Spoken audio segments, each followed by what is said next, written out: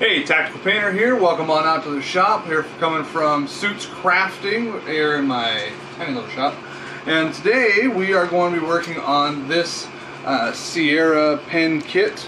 I've got a customer who has these blanks of what he said were cocobolo. I find to be kind of like a mahogany, possibly a teak.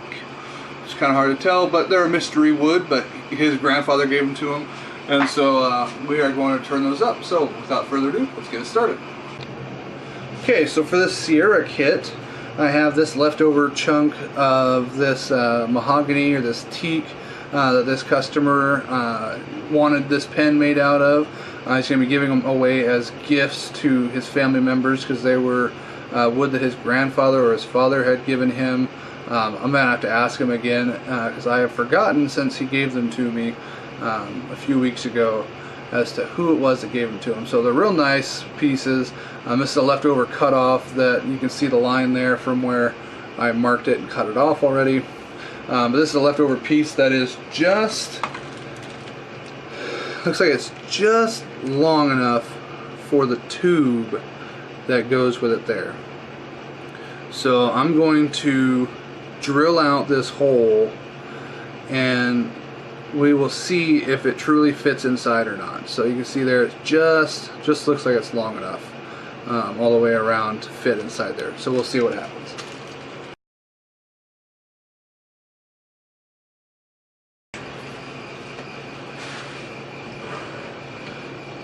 Now to center it up, I'm just going to use the same center that I use, the number 2 center that I use in the Patriot pen blanks.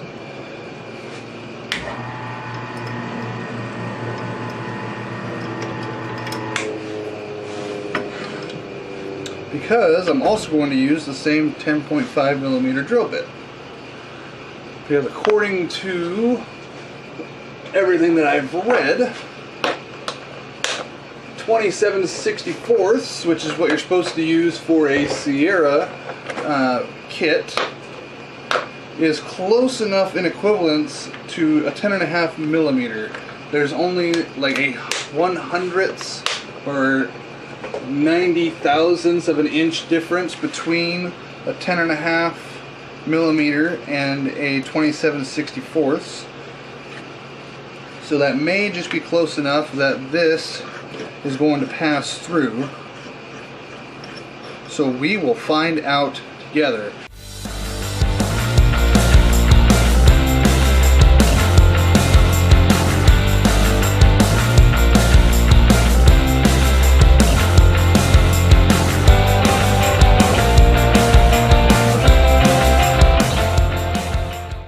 Let's see if that tube will now go through that. Since I went and started spouting off all this math stuff and challenging what all of the websites say, 27/64 is what you have to buy for this kit. So let's just go ahead and see. 27/64 Sierra barrel into a 10.5mm hole, and that is indeed a tight fit. But it does in fact go in, and if I look, I said earlier I didn't know if this was going to fit here because the tube was just barely the right length, and sure enough I have a little bit of a lip there, a little bit of a lip there, no cracks in the end, no cracks in that end. So this blank, which was just a cut off from the first piece that I made, is just barely long enough for the Sierra kit. But it's going to work just nicely. I'll get that tube out of there and let's go to glue up. Here we go. 1, 2, 3, 4.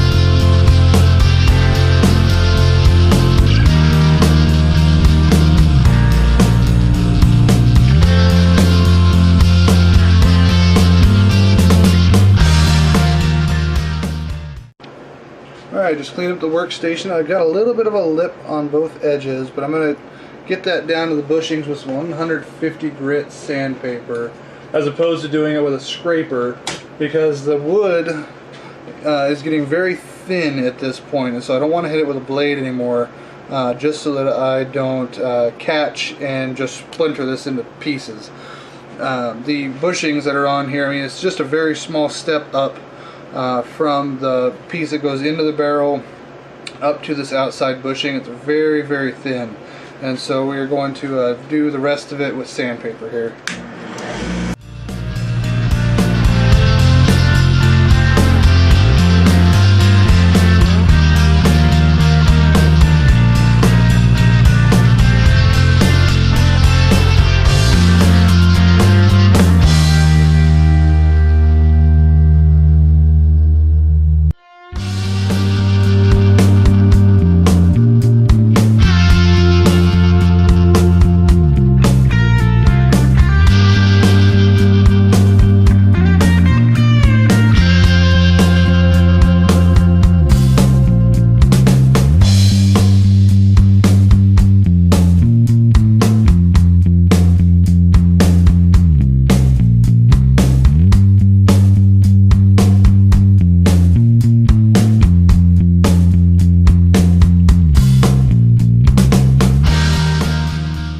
Alright, let's go ahead and hit this with some denatured alcohol.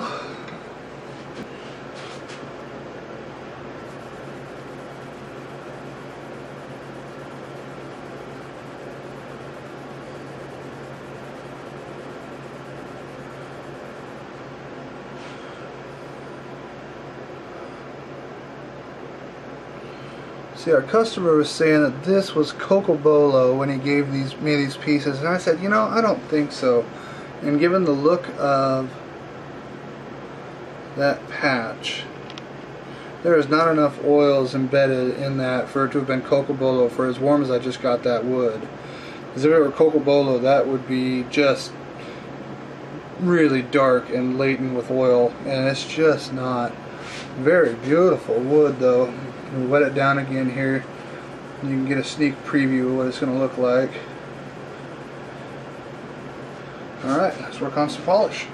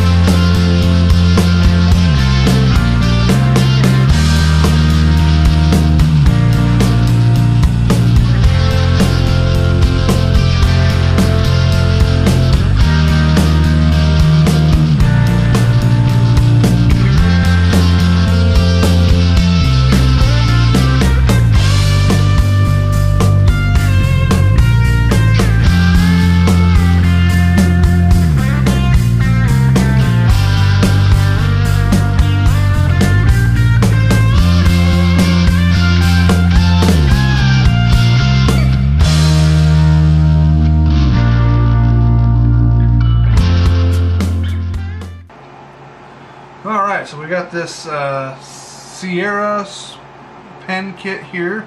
We're going to get all set up. We've got this custom wood, unknown mystery wood that the customer gave me. So, you know, looking on camera, I kind of feel like I'm Swedish chef. Port, dear, port. So, without further ado, let's go ahead and get this put together. I just it didn't come with any instructions, but it's pretty self-explanatory once I got it all laid out and looked at it. So it looks like this cap, it goes into the end like this here. And actually that just pressed right in. That was real simple and easy. So I'm going to give it just a little bit of pressure here. just to make sure that it is seated well.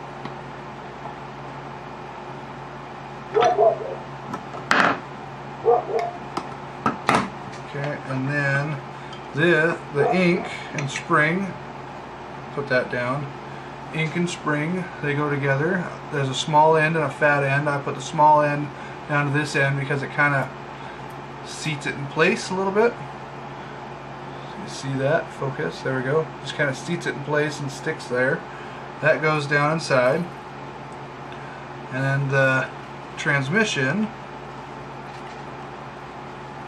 just pop that out a little bit there. There we go. Transmission just goes down and threads in.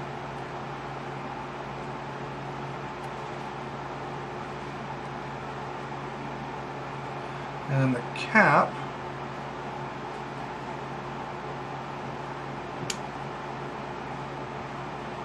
goes on like that.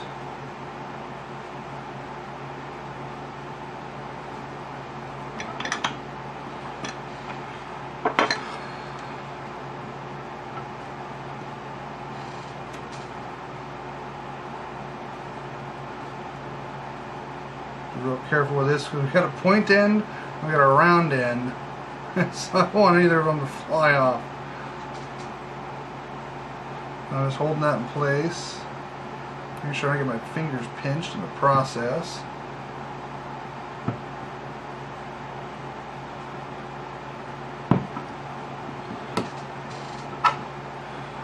And there we go, we got a real nice pen that twists out by that bottom barrel, and so then to change the ink, I see, change the ink, you just thread off the bottom section, take that rubber end off of there, spring back on,